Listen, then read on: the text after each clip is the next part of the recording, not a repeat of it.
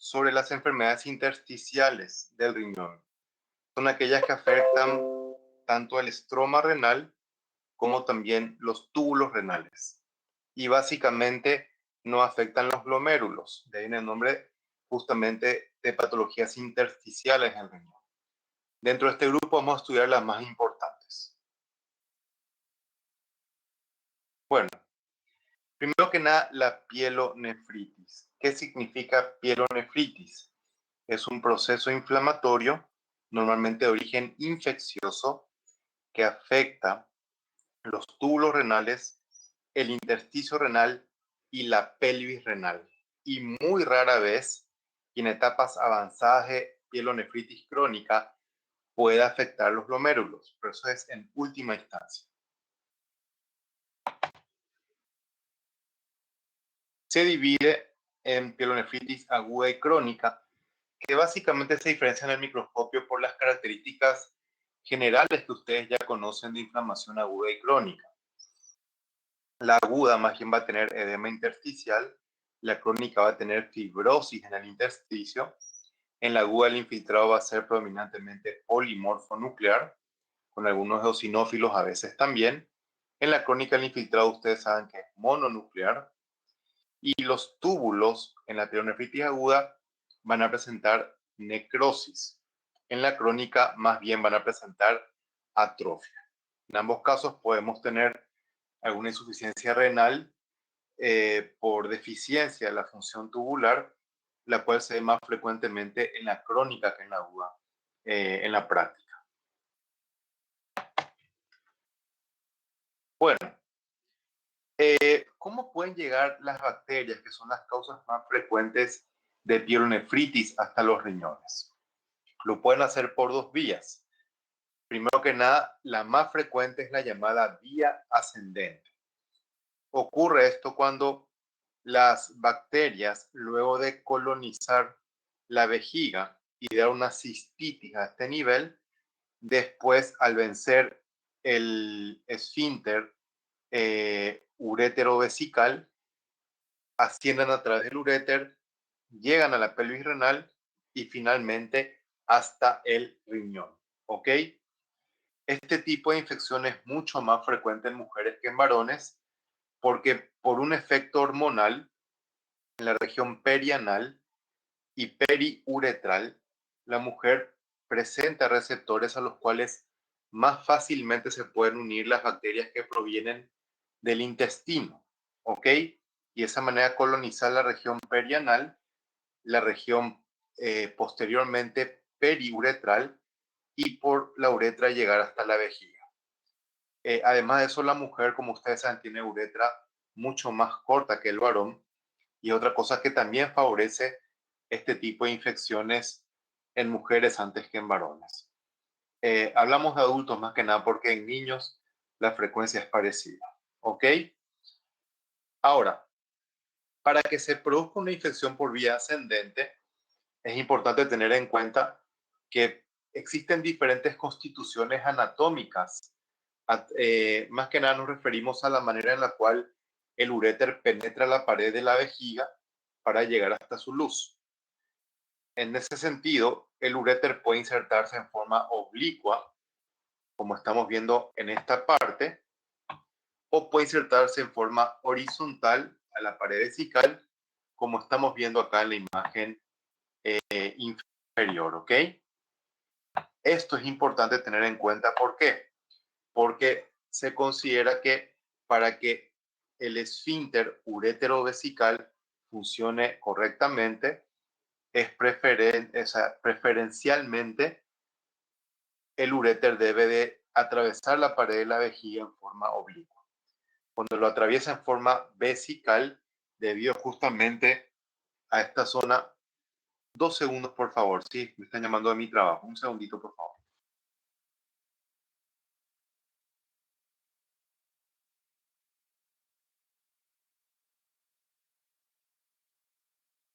Perdón, pensé que era de IPS, la gente estúpida, claro, y otra vez. Bueno, eh, vemos acá cómo cuando el uréter se inserta en forma horizontal en la pared de la vejiga, forma como una especie de codo, ¿ven? A este nivel. Y ese codo que se forma ahí, que justamente hace que la pared del uréter a este nivel se doble, hace que no funcione bien el esfínter, ¿verdad? Y eso, al no funcionar bien el esfínter, favorece justamente el reflujo de orina, y si está la orina infectada, peor otra vez, ¿verdad? Como en los casos de cistitis crónica, como ya dijimos anteriormente. Otra vía de llegada de bacterias a los riñones es por vía sanguínea. En este caso, obviamente nos referimos a un foco infeccioso primario en otra parte del cuerpo, que por un cuadro séptico hizo que las bacterias llegaran aquí, ¿verdad?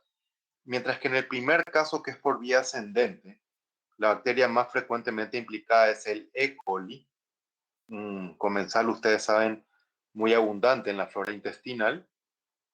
Cuando es por vía sanguínea la llegada de bacterias, la bacteria más frecuentemente implicada es el estafilococo dorado, sobre todo más que nada por infecciones primarias cutáneas, ¿ok?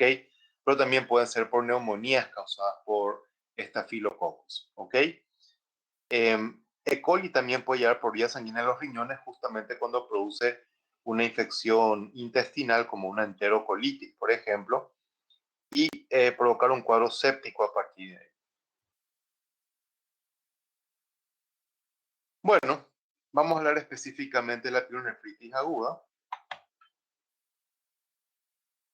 Se considera una infección supurada aguda del riñón, mucho más frecuentemente producida por bacterias que por cualquier otro microorganismo, siendo la bacteria más frecuente el E. coli y otras menos frecuentes como las que estamos viendo ahí, como Proteus mirabilis, Klebsiella, Enterobacter, ¿verdad? Todos son comensales de la cavidad intestinal, de la luz intestinal, que pueden colonizar justamente las células del urotelio, uniéndose a través de receptores de superficie epitelial. ¿Ok? Por vía sanguínea ya explicamos cuál sería la causa más frecuente. Acá nos referimos a la vía ascendente, que de hecho la vía ascendente es mucho más frecuente que la vía septicémica. Quiero aclarar eso también. ¿Ok? También puede ser causada por virus, ¿verdad? Mucho menos frecuente. Ahí tenemos algunos ejemplos, pero es rarísimo. Y más raro todavía es que sea causado por hongos. Casi todos los pacientes que tienen pielonefritis aguda por hongos son inmunodeprimidos. Bueno, la imagen del lado izquierdo muestra el aspecto macroscópico de una pielonefritis aguda, que realmente mirando esta imagen es muy fácil confundir con una tuberculosis miliar. Yo creo que no es posible la distinción mirando solamente la imagen macroscópica, pero todos esos focos amarillentos que ustedes ven en la imagen de la izquierda no corresponden a granulomas, sino más bien a abscesos, cada uno de ellos, ¿verdad? Estos abscesos, como vemos ahora en la imagen del lado derecho, se pueden ver inclusive mirando la superficie del riñón, en este caso de tamaño mucho más grande que en la imagen del lado izquierdo. Inclusive estos abscesos pueden romperse en la superficie renal y crear ciertas complicaciones que después vamos a citar. También esa superficie renal podría confundir con tuberculosis realmente. Ahora, la microscopía es obviamente extremadamente diferente. Vamos a tener un infiltrado inflamatorio intersticial por gran cantidad de neutrófilos, los cuales no solamente se van a ver en el intersticio, sino como podemos ver en la imagen del lado derecho, podemos ver múltiples neutrófilos en las luces de los túbulos renales mismos. ¿Ok? Podemos tener también focalmente necrosis tubular, ya lo habíamos mencionado anteriormente, y es muy frecuente, como vemos acá del lado izquierdo, esto acá es un absceso, ¿verdad? Inclusive dentro del absceso, esta área bien oscurita que está acá abajo, ¿ok? Corresponde a una colonia bacteriana, lo cual obviamente nos indica la etiología. Bueno, como complicaciones podemos tener las siguientes. Necrosis papilar. ¿Alguien de ustedes sabe qué es la papila renal para esto?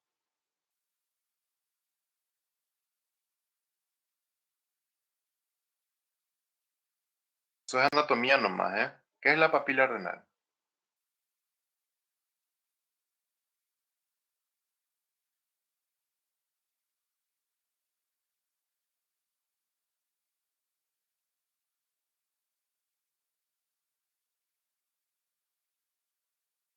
A ver, gente.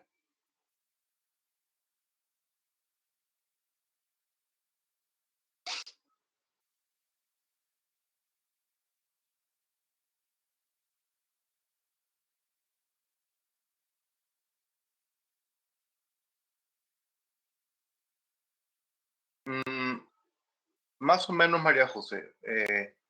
Más o menos esa es la idea, pero hablando específicamente, sí es más o menos el punto por donde sale la orina del riñón, ¿verdad? Hacia la pelvis renal. Pero para ser exactos, la papila renal sería el vértice de la pirámide renal. Recuerden que la médula en el riñón está representada por una estructura piramidal que se conoce como pirámide renal. Y en el vértice de esa pirámide, hacia la pelvis renal, eso es lo que se conoce como papila renal. ¿Ok? Una complicación de la pielonefritis aguda es necrosis papilar, lo cual obviamente da problemas de secreción de orina o excreción de orina por parte del riñón. Es una complicación que más que nada se ve en pacientes diabéticos. ¿Ok? También podemos ver acumulación de gran cantidad de pus en dentro mismo del riñón, así como también en la pelvis renal, lo que se conoce como pionefrosis. ¿Ok? Y un absceso perirrenal, que es cuando justamente un absceso renal de una pielonefritis aguda se rompe en la superficie del riñón y provoca la formación de un absceso en la grasa perirrenal.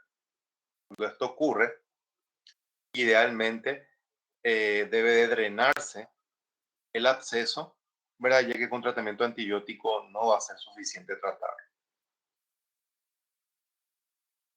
Bueno, vemos acá la llamada necrosis papilar, sobre todo fíjense en la imagen del lado derecho, donde vemos unas áreas blanquecinas dentro de la zona de la pirámide renal. Esta es la zona justamente de necrosis. Les repito, complicación que se ve especialmente en pacientes que son diabéticos. Todas las áreas blanquecinas en la imagen del lado derecho representan lo mismo.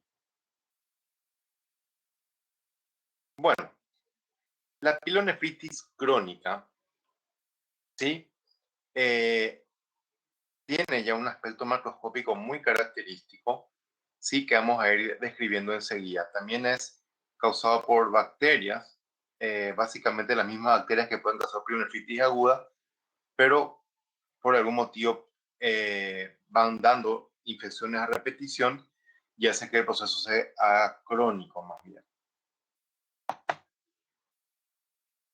Bueno, las dos formas a través de las cuales las bacterias pueden llegar por vía retrógrada hasta, digamos, los riñones son las siguientes, ¿ok?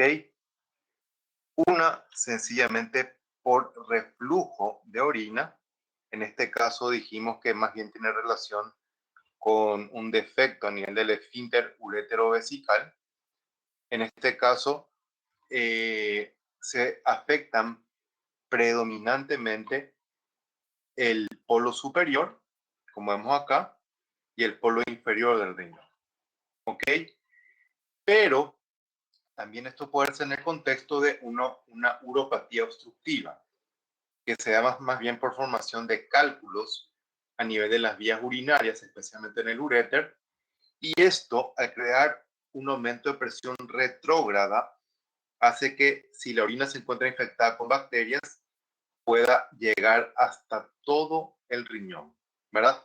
Dando lugar más bien a una afectación difusa renal y no predominantemente de los lóbulos superiores, de los polos superior e inferior, como sería en el caso de una, digamos, una nefropatía por reflujo.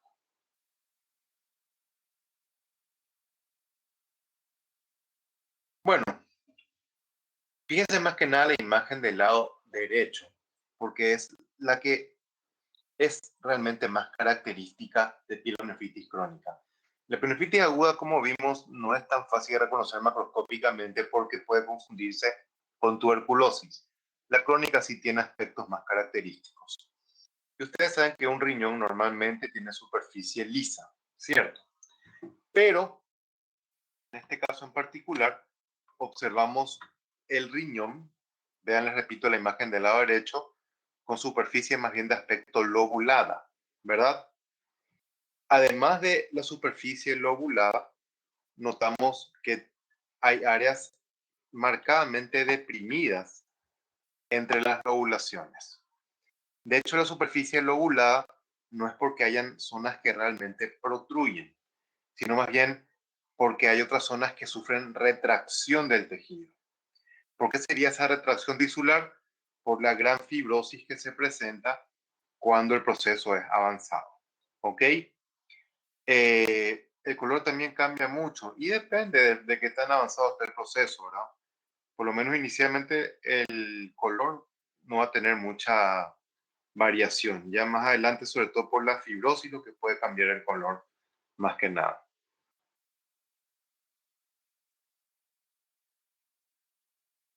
Noten nuevamente en la imagen del lado izquierdo la superficie lobulada característica de pielonefritis crónica. Noten cómo hay áreas deprimidas, no tan evidentes como en la imagen anterior, pero se ven bien como en esta zona, por ejemplo. ¿Ok? Les debido a que son las cicatrices fibrosas que hacen que la superficie del riñón sufra retracción. ¿Ok? Notamos además, si ustedes se fijan, en el lado derecho, riñones que están abiertos, pero ¿qué llama la atención? Que la pelvis renal está marcadamente dilatada y en toda su extensión.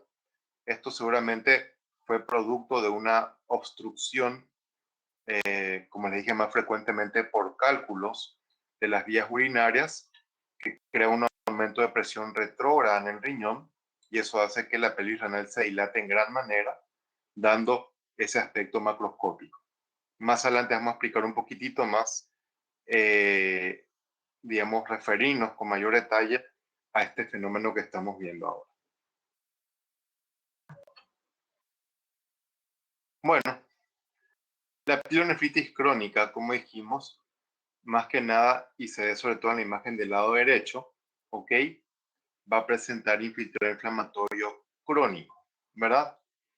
Eh, Mostrando, además, esto se ve mejor del lado izquierdo, folículos linfoides inclusive con centros germinativos. Acá abajo se ve, ¿ok? Los túbulos, dependiendo de qué tan avanzado sea el proceso, pueden verse relativamente normales o inclusive mostrar marcada atrofia. Les vamos a explicar cómo se ve la atrofia de los túbulos renales, ¿ok?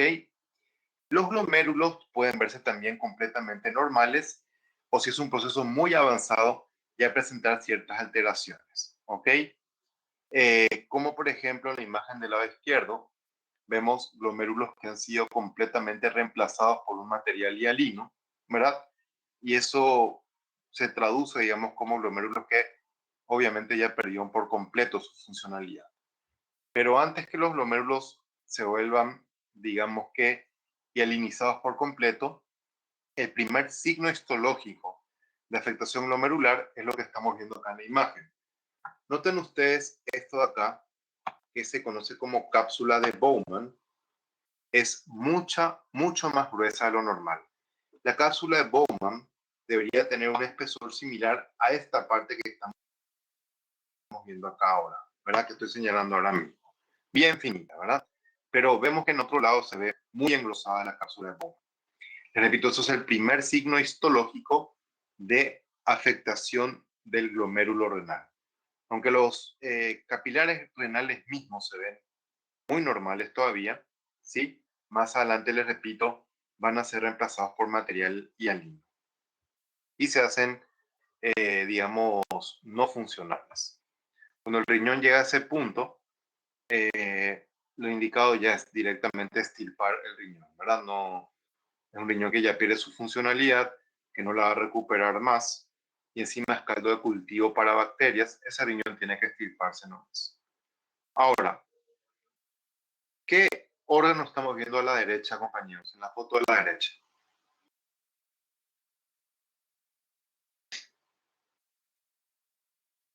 Seguro que es tiroides, Guillermo.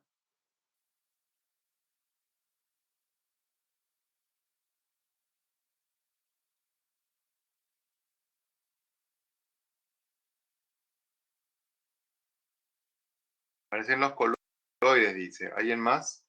¿Están seguros que es una tiroides la imagen del lado derecho?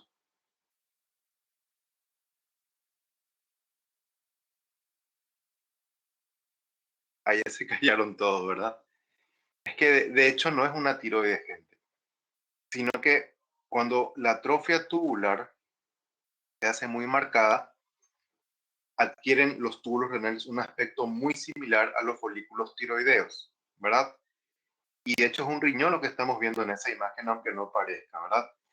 Es el proceso de atrofia tubular, por eso se conoce como tiroidización tubular, porque tienen aspecto muy similar a glándula tiroides. ¿Ok? Entonces cuando ustedes vean estructuras que parecen folículos tiroideos, pero en el riñón, eso sencillamente es atrofia tubular.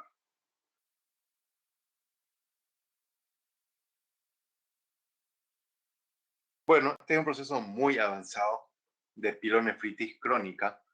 Vean cómo, aunque hay todavía infiltrado inflamatorio crónico, ya no es tan abundante, sino que es lo que abunda mucho acá, la fibrosis. ¿Ok? En gran cantidad. Ven cómo este glomérulo se encuentra también completamente hialinizado. Dijimos que en este caso ya tiene pérdida total de su funcionalidad. ¿Ok?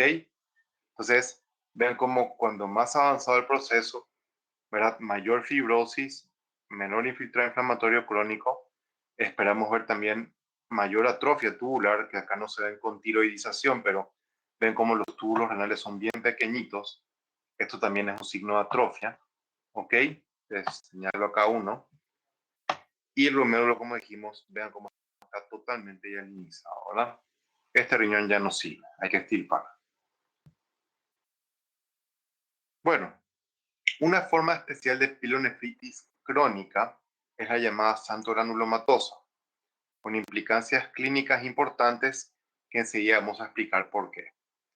Se ven más que nada por infecciones secundarias a obstrucción causadas por Proteus mirabilis. ¿Ok? Bueno, si miramos la imagen del lado derecho, la superior, ¿qué es lo primero que van a pensar ustedes si ven esto en un riñón?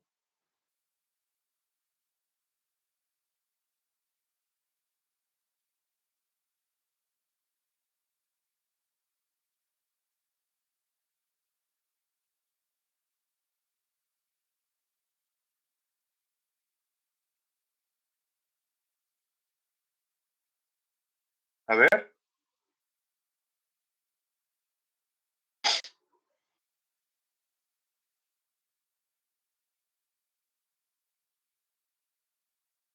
parece un tumor, ¿verdad? De hecho, parece un tumor cancerígeno. Estoy de acuerdo, si yo llegara a ver esto, lo primero que voy a pensar es en un tumor, ¿verdad? Y ese es justamente el motivo por el cual la pielonefritis crónica santorgranulomatosa es tan importante desde el punto de vista clínico. Aunque es un proceso poco frecuente, tanto a la tomografía como inclusive macroscópicamente da una lesión que tiene aspecto tumoral. Pero después miramos a la microscopía y notamos nosotros la presencia de estas células con un fondo inflamatorio, ¿verdad? Que son macrófagos espumosos, ¿verdad? Entonces eso ya nos descarta por completo que estemos viendo una neoplasia aquí, ¿ok? Es así como se diagnostica al microscopio una pielonefritis crónica santorgranulomatosa y además está decir de que eso sería un tremendo alivio para el paciente si es que se diagnostica esto en vez de un tumor renal. No creo que en este caso le importe mucho haber perdido un riñón, ¿verdad? Bueno, vamos a hablar ahora de la nefropatía tubular aguda, llamada también lesión tubular aguda en su libro. ¿Ok? en otros libros le llaman directamente necrosis tubular aguda, ¿sí? No es una enfermedad en sí, sino es una entidad clínico-patológica hacia la cual pueden derivar diferentes procesos del organismo, no solamente renales, sino inclusive sistémicos, como vamos a ver enseguida. ¿Ok? Se caracteriza con destrucción y necrosis del epitelio tubular que lleva a una insuficiencia renal aguda en los pacientes, sí, pudiendo ser inclusive una causa importante de muerte en los mismos, ¿ok? De hecho, es la causa más frecuente de insuficiencia renal aguda, sobre todo más que nada en pacientes que están internados en terapia.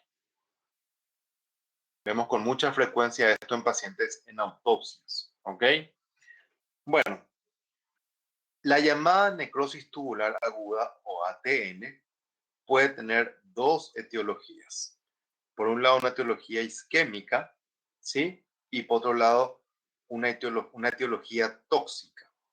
En este caso, inclusive algunos fármacos pueden estar implicados, como antibióticos, por ejemplo, la gentamicina, la amoxicilina también inclusive, y también algunos medicamentos que se usan como quimioterápicos o inmunosupresores, ejemplo, la anfotericina B. ¿Ok? Dentro de los casos de necrosis tubular aguda nefrotóxica, también se considera al material de contraste, que tiene como digamos que efecto secundario muy raro, provocar una necrosis tubular aguda a nivel del riñón. El material de contraste que se utiliza tiene bario y se cree que el bario mismo sería el que causa el problema. Bueno, cuando consideramos la necrosis tubular aguda de origen isquémico, sencillamente tenemos que tener en cuenta cualquier evento que pueda causar una hipovolemia, ¿ok? O sea, disminución de la presión arterial o el volumen de sangre circulante. Una cirugía con mucho sangrado, un traumatismo también con hemorragia importante, las quemaduras que son extensas deshidratan mucho al paciente y la sepsis, porque la sepsis puede dar un shock séptico, ¿verdad? Cuando hablamos de causas tóxicas, nos referimos anteriormente solamente a las causas exógenas. Dijimos que pueden ser quimioterápicos, mencionamos un par de antibióticos, hablamos de material de contraste, pero algunos elementos endógenos también pueden causar lesión tóxica en el riñón. Por ejemplo, la hemoglobina y la mioglobina. ¿Ok? ¿En qué contexto, por ejemplo, la hemoglobina puede ser un problema? En los casos de una hemólisis masiva, ¿sí? Donde la hemoglobina se libera a los eritrocitos, comienza a circular libremente por sangre, cuando llega al riñón puede causar esto. La mioglobina, como ustedes saben fisiológicamente, almacena oxígeno en los tejidos musculares y en los casos que haya un traumatismo muy extenso, por ejemplo, el músculo esquelético, se puede liberar mioglobina hacia la sangre y causar nefrotoxicidad. Bueno, por cualquiera de los motivos que mencionamos, ya sea isquémico o tóxico, podemos tener una lesión tubular aguda, ¿verdad? Y de por sí, digamos, estas células, al ser directamente dañadas, van a perder su funcionalidad y por eso dar una insuficiencia renal aguda. ¿Ok? Inclusive la pared del túbulo puede llegar a romperse, haciendo que el contenido de los túbulos, que es orina, escape al intersticio renal, dando infiltrado inflamatorio a este nivel. ¿Ok? Pero por otro lado, cuando las células epiteliales mueren por cualquier efecto de estos, van a terminar desprendiéndose hacia la luz de los túbulos y obstruyen el flujo de salida de orina. ¿Ok? Ese es otro motivo más por el que finalmente podemos llegar a tener insuficiencia renal aguda en estos pacientes. ¿Ok? Obviamente se expresa clínicamente esto como una reducción de la diuresis, ¿sí? Y por un filtrado glomerular reducido, ya que al estar obstruidas las luces de los túbulos renales, por un aumento de presión retrógrada, se altera la barrera de filtración urinaria y, les repito, disminuye en gran manera el filtrado glomerular. Bueno, el patrón de afectación tubular, sea un proceso isquémico o sea un proceso tóxico, pueden presentar diferentes patrones. Cuando hablamos de un proceso isquémico, la afectación tubular suele ser más bien parcheada. ¿Qué significa? Vean la imagen del lado, la parte izquierda de la imagen, y las zonas de color rojo son las que están afectadas. ¿Ok? Vean cómo entre las zonas afectadas, característicamente vemos áreas que el esquema intenta mostrar que son completamente normales. Eso lo llamamos patrón de afectación parcheada. Pero cuando es de tipo tóxica, la lesión es más bien continua y no parcheada. Y en este segundo caso, lo que más frecuentemente se afecta es el túbulo renal proximal, ya sea el túbulo contorneado o el túbulo recto. Bueno, vemos la imagen del lado izquierdo, que es la más linda, la que estamos notando aquí, y vemos cómo notamos en la luz de los túbulos, ¿sí? Un montón de células rosadas, pero sin núcleo, que me indica que las mismas son necróticas, ¿verdad? Porque ya perdieron su núcleo, están muertas. Y vean cómo al desprenderse terminan obstruyendo por completo la luz del túbulo. Tanto la pérdida de funcionalidad de estas células como la obstrucción tubular llevan a una insuficiencia renal al paciente. Bueno, acá vemos algunas células muertas también y también desprendidas, pero no en un estado tan avanzado de muerte celular, porque como ustedes pueden ver, muchas de estas células todavía mantienen su núcleo, solamente que el núcleo es bien picnótico. Recuerden que la pignosis es el primer fenómeno nuclear que se observa luego de que una célula muere, ¿verdad?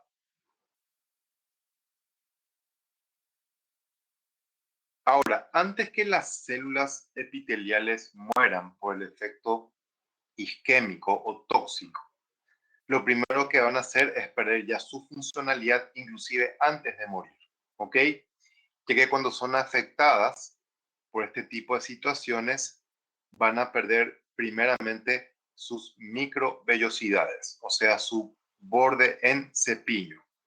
Y esto ya de entrada afecta muchísimo la capacidad de absorción que tienen estas células, ¿ok?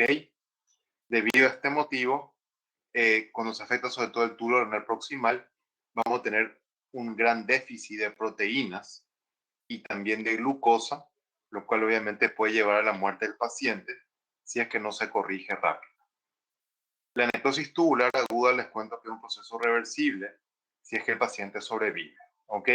No es que permanentemente queda este problema.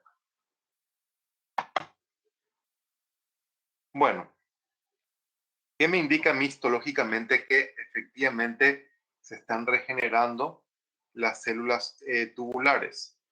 Por un lado, mitosis, que es lo que marca la flecha verde a la derecha, y por otro lado, células multinucleadas o binucleadas a nivel del epitelio tubular. Ambas características histológicas nos indican de que este es un riñón que se recuperó de una necrosis tubular aguda. El término más genérico y más correcto no es realmente necrosis, sino lesión tubular aguda. ¿Por qué? Porque no necesariamente, por lo menos al comienzo, el proceso se acompaña de necrosis, ¿me entienden? Sino, en todo caso, en fases más avanzadas es que finalmente podemos llegar a tener necrosis tubular. ¿Ok? Vamos a hablar ahora de la uropatía obstructiva. Las vías urinarias se pueden, digamos que, obstruir en diferentes niveles, ¿verdad? Puede producirse una obstrucción pélvica, una obstrucción a nivel del uréter, en la vejiga, inclusive también en la uretra. Y puede ser de diferentes etiologías la obstrucción en cada zona, ¿ok? Y también inclusive puede depender del sexo para saber o tratar de diferenciar la etiología. Por ejemplo, cuando hay obstrucción de la pelvis, la causa más frecuente son cálculos renales. Lo mismo cuando ocurre a nivel del uréter, ¿ok? Pero tengan en cuenta que la obstrucción del uréter no va a ser siempre intrínseca, sino puede ser por un proceso totalmente ajeno a las vías urinarias. Hasta el embarazo, inclusive, puede llegar a producir compresión del uréter con obstrucción de vías urinarias, ¿ok? Siendo un proceso totalmente fisiológico. Tumores retroperitoneales también pueden llevar, digamos, a obstrucciones extrínsecas de las vías urinarias, ¿verdad? Hace poco justamente me tocó ver un paciente que inicialmente tuvo un tumor uterino, que después, cuando empezó a diseminarse hacia el abdomen, hubo un compromiso grande del retroperitoneo y empezó a obstruir los uréteres en ambos lados y dio una insuficiencia renal importante al paciente que por este motivo terminó falleciendo, ¿verdad? Bueno, cuando vamos a la vejiga, también podemos tener, digamos, obstrucción por cálculos, por tumores también, pero por ejemplo podemos tener una alteración funcional de la vejiga sin ningún proceso, digamos, físico que directamente provoca obstrucción de las vías urinarias. En ese sentido nos referimos a que la vejiga puede perder su capacidad de contracción y por ende su capacidad de eliminar orina, ¿verdad? Si hay algún traumatismo que afecta la columna lumbar, entonces la vejiga puede perder su inervación y llegar a tener este problema nosotros, ¿verdad? En varones es sumamente frecuente e importante tener en cuenta la obstrucción de la uretra masculina en pacientes mayores por hiperplasia prostática. La próstata, al rodear la uretra prostática, cuando sufre una hiperplasia, obstruye la uretra prostática y puede llevar a problemas, digamos, de obstrucción de vías urinarias, ¿ok? La misma, como vemos hacia la derecha, hacia la izquierda, perdón, puede ser brusca o producirse en forma paulatina, brusca más bien por cálculos, paulatina puede ser por tumores que crecen en forma progresiva, ¿ok? La obstrucción puede ser parcial cuando compromete solamente parte del diámetro de la luz o total cuando la compromete por completo, unilateral si es que afecta del uréter para arriba. Cuando afecta a la vejiga, especialmente cuando se afecta la uretra en el varón, puede ser bilateral el problema. ¿Ok? Y ya vimos ya ejemplos de causas que pueden ser intrínsecas o inclusive extrínsecas, afectando estas últimas más frecuentemente el uréter, excepto cuando hablamos de la afectación de la próstata a nivel de la uretra. Bueno, y la obstrucción de las vías urinarias va a causar un problema renal importante con el tiempo, si es que no se trata, que se conoce como hidronefrosis. ¿Ok? Ya vimos una foto de hidronefrosis cuando hablamos de pleonefritis crónica hace un rato, ¿verdad? Pero, ¿qué es la hidronefrosis? Es cuando hay una dilatación de la pelvis renal y los cálices renales, ¿verdad? Que se producen por, digamos que, retención de orina a ese nivel, por obstrucción justamente del flujo de salida, haciendo que progresivamente el riñón se vaya, digamos que, agrandando, pero al mismo tiempo la orina que se acumula en la pelvis termina comprimiendo en gran parte la corteza renal y eso obviamente altera por completo la función tanto glomerular como tubular y estos pacientes van a ir a una insuficiencia renal de todas maneras, ¿ok? Obviamente un riñón hidronefrótico va a ser bastante más grande que un riñón normal. Miren la imagen del lado izquierdo, como el riñón hidronefrótico es mucho más grande que el riñón normal, ¿ok? Te repito, por acumulación de orina y dilatación de la pelvis y los cálices renales, los cuales se pueden ver perfectamente bien dilatados al corte en la imagen del lado derecho, ¿ok? A veces la dilatación llega a ser tan grande que macroscópicamente hasta pueden simular quistes, todas estas zonas que estamos viendo aquí. Vean ya que en etapas muy avanzadas del proceso, la corteza renal se ve muy delgada, perdón, como notamos en esa zona.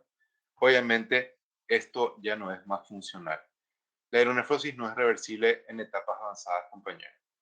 Cuando es en etapa inicial, sí puede ser reversible, pero cuando llega a este punto, es totalmente irreversible y el riñón tiene que extirparse. Bueno, si hacemos un corte a nivel de una de las cavidades o de las zonas de dilatación pélvica, esta sería la luz de la zona dilatada, perdón que se me fue un poquitito el marcador, y esto que está acá sería la corteza del riñón. Ven cómo se ve mucho más delgada de lo normal. ¿Ok? Este proceso de compresión de la corteza renal, aparte de llevar a una hialinización de los glomérulos, también puede llevar a una atrofia tubular, inclusive con tiroidización tubular, como ya vimos anteriormente. Se acompaña mucho esto de pielonefritis crónica en prácticamente todos los casos. Bueno, hablemos de la urolitiasis. Esta es la última parte de la clase del día de hoy. ¿Cuál es el concepto? Es una enfermedad caracterizada por formación de cálculos en el aparato urinario superior. ¿Qué significa eso?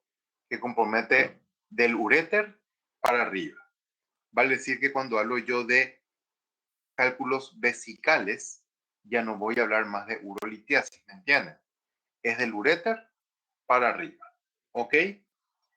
Es una causa importante de morbilidad, sí, sobre todo se ve más en varones que en mujeres. Bueno, acá vemos la distribución de los tipos de cálculos renales que podemos llegar a tener, pero vamos a explicar esto un poquito más adelante con un poco más de detalle, ¿sí? La mayoría de los cálculos renales, por otro lado, tienen o contienen calcio, ¿sí? Vean que es relativamente frecuente, 17 casos por 1000 habitantes a nivel mundial. Dijimos más frecuente en varones, en proporción de 4:1, y se puede en pacientes relativamente jóvenes como más o menos la tercera década de vida, inclusive más jóvenes también, solo que es menos frecuente. ¿Ok? Cuando se enclava un cálculo en las vías urinarias provoca un dolor tan intenso que inclusive es comparado al dolor que presentan las mujeres durante las contracciones del parto.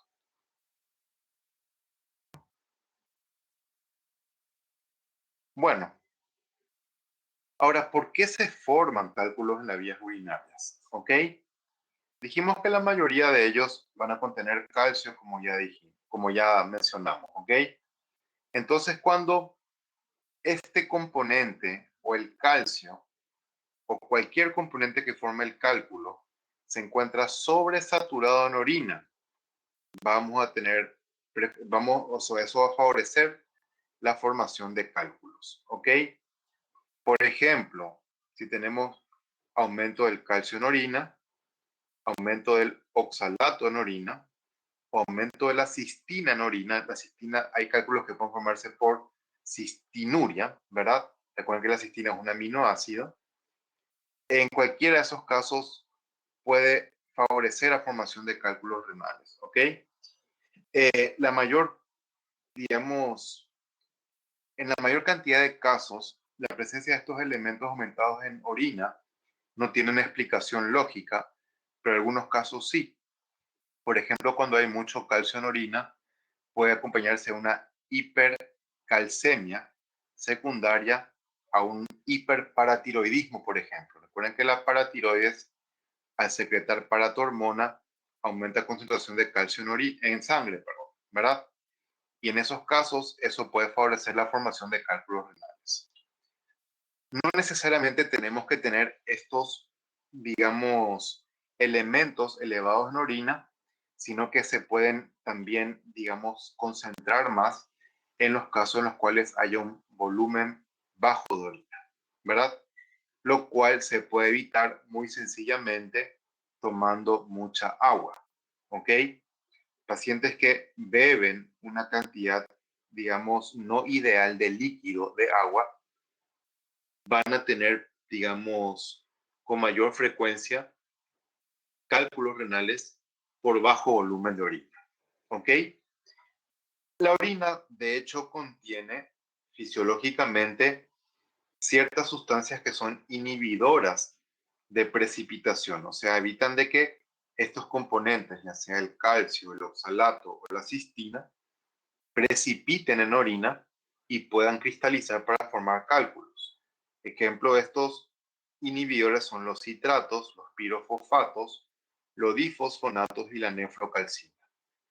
Cuando cualquiera de ellos se encuentra disminuido en orina, se favorece formación de cálculos. Y por último, el cambio mantenido del pH urinario. Y el pH urinario mantenido puede ser ácido o puede ser básico. En ambos casos, y vamos a explicar esto en un ratito más, ya sea que el pH sea ácido o básico en forma sostenida, los dos favorecen la formación de cálculos renales. Bueno, ¿cuáles son los tipos de cálculos renales más frecuentes? El más frecuente de todos es el de oxalato y fosfato cálcico, ¿ok? El cual se puede ver cuando hay hipercalciuria, que dijimos en su mayor proporción son idiopáticos, o sea, no se sabe por qué hay aumento de calcio en orina, ¿verdad? En otros casos asociado a hipercalcemia por diferentes motivos. Uno de ellos, como ya dijimos, puede ser el hiperparatiroidismo. Segundo, cálculos formados por cistina, ¿sí? Sobre todo se ve cuando hay cierto defecto de los túbulos renales proximales para reabsorber este aminoácido, lo cual hace que se acumule en orina, precipite y pueda cristalizar. ¿Ok? Entonces, en general, cualquier proceso que afecte la funcionalidad de los túbulos renales proximales puede llevar a este problema. Tercero, ácido úrico. ¿Ok? Y esto se ven en pacientes que tienen, obviamente, ácido úrico elevado en la sangre. O sea, por ejemplo, pacientes que tienen gota, ¿verdad? Que afecta sobre todo las articulaciones. Más que nada la articulación del dedo gordo del pie es la más afectada de todas, ¿sí? Pero también se pueden ver asociados estos cálculos a ciertos tipos de neoplasias, ¿verdad? Se conoce, por ejemplo, que se asocia a leucemia, ya que la leucemia provoca un recambio celular acelerado que acelera a su vez el metabolismo proteico y eso justamente hace que se libere mayor cantidad de ácido úrico hacia la sangre. ¿Ok? Entonces, pacientes que tienen ácido úrico elevado, lamentablemente deberían de consumir una menor cantidad de carne vacuna comparando con otras personas, lo cual es muy difícil en nuestro país, sobre todo por los asados tan buenos que hay, ¿verdad? Bueno, y por último podemos tener cálculos de fosfato amónico magnésico. En este caso, esos cálculos están más bien asociados a infecciones, específicamente infecciones por proteus. En el caso de formación de cálculos por ácido úrico, no solamente digamos que los cálculos se forman porque tenemos un aumento de este producto en la orina, sino porque la presencia de ácido úrico en orina hace que el pH disminuya y esto favorece que estos cristales se formen. Pero como dijimos, puede ocurrir a la inversa. ¿Qué ocurre cuando hay infecciones por proteus? Secretan una enzima que se llama ureasa, muy parecida a la que secreta el Helicobacter pylori en el estómago, que lo que hace es justamente descomponer la urea para liberar amoníaco. El amoníaco por ser, perdón, un producto químico básico, va a hacer que el pH aumente en forma sostenida en orina y eso es lo que finalmente provoca que precipiten las sales de fosfato amónico, llevando a que se formen cálculos por este motivo.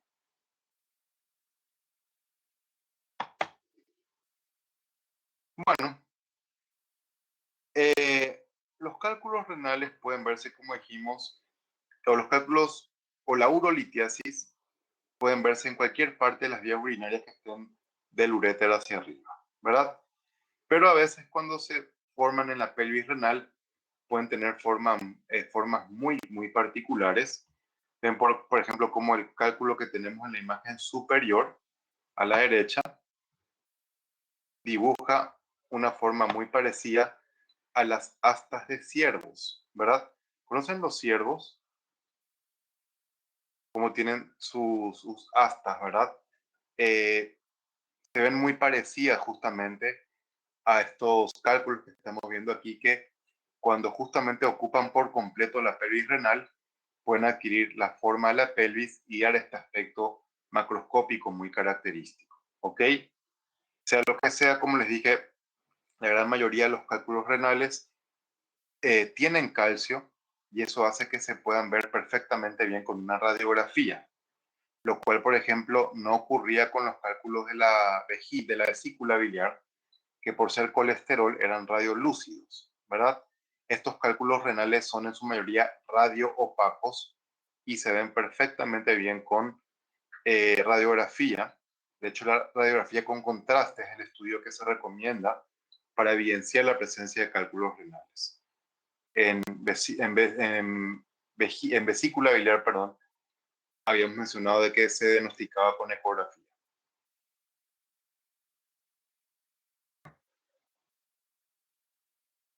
Bien, gente, esto es todo por la clase del día de hoy.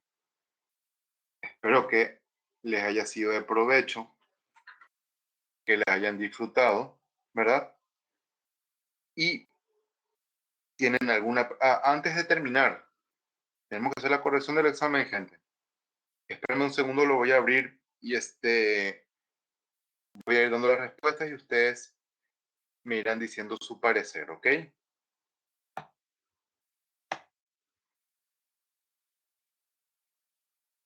Un segundo, abro el examen.